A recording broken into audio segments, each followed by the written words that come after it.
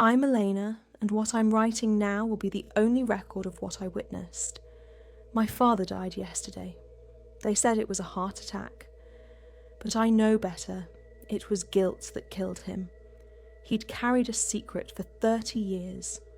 I learned that secret after his funeral. In his safe, I found a letter.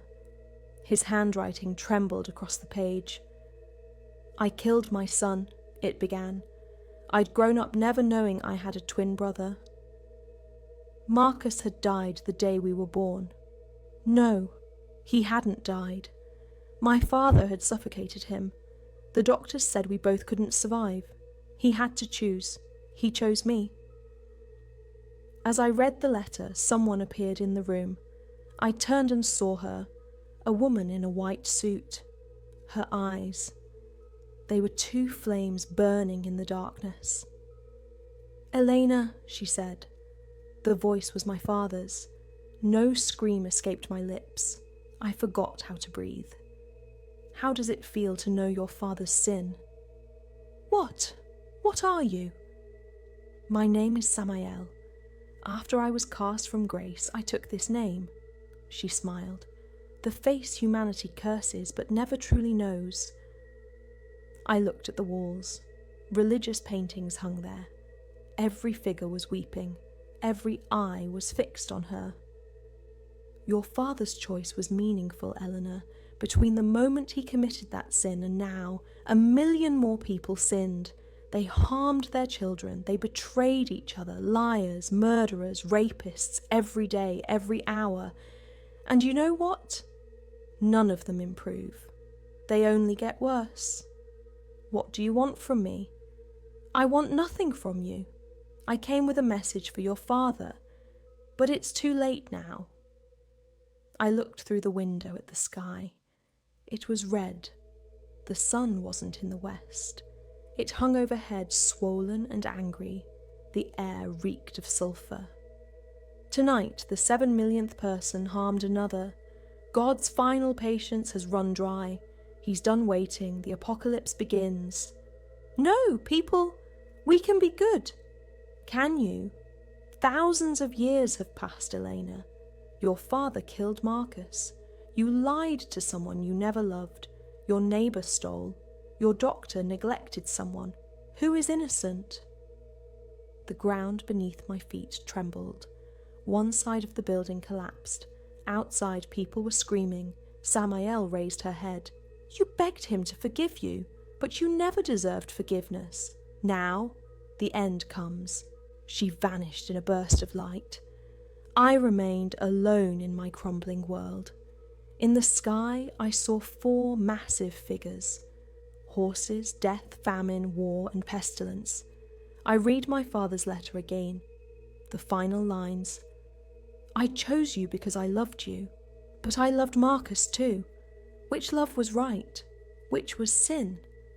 I don't know anymore." Now I understood. None of us made the right choice, and God has stopped waiting. The sky split open. Through the crimson clouds, golden light descended, searing, judgmental, final. The earth groaned, buckling like paper in fire. Buildings folded into themselves, steel frames melting like wax. I ran to the street. People poured from doorways, faces twisted in terror. A man clutched a briefcase as if it could save him. A mother held her child, both sobbing. An old woman knelt, hands clasped in prayer, but her words were swallowed by the roar above. The 4 horsemen were closer now. I could see their faces, or where faces should have been. Empty voids stared down at us. One raised a sword that gleamed like a dying star. Another held scales that tipped wildly, spilling nothing but dust. The third gripped a bow with no arrows. The fourth carried nothing but reached out with skeletal hands that seemed to stretch across the sky itself, grasping for every living soul. "Elena." The voice came from everywhere and nowhere. Not Samael's voice anymore. This was older, deeper, absolute. "Your father sinned. You sinned. Every soul that walks this earth has sinned. I gave you free will and you chose destruction. I gave you prophets and you silenced them. I gave you time and you wasted it. Now time is over. I fell to my knees. The pavement was hot enough to burn through my jeans. I wanted to argue, to plead, to promise change. But what could I say? He was right. We all knew it. The horsemen began their descent. Where their hooves touched the earth, nothing remained. Not ash, not dust, just absolute absence. Reality itself was being erased. I thought of my father's letter, his impossible choice. I thought of my own lies, my own cruelties disguised as necessity and kindness.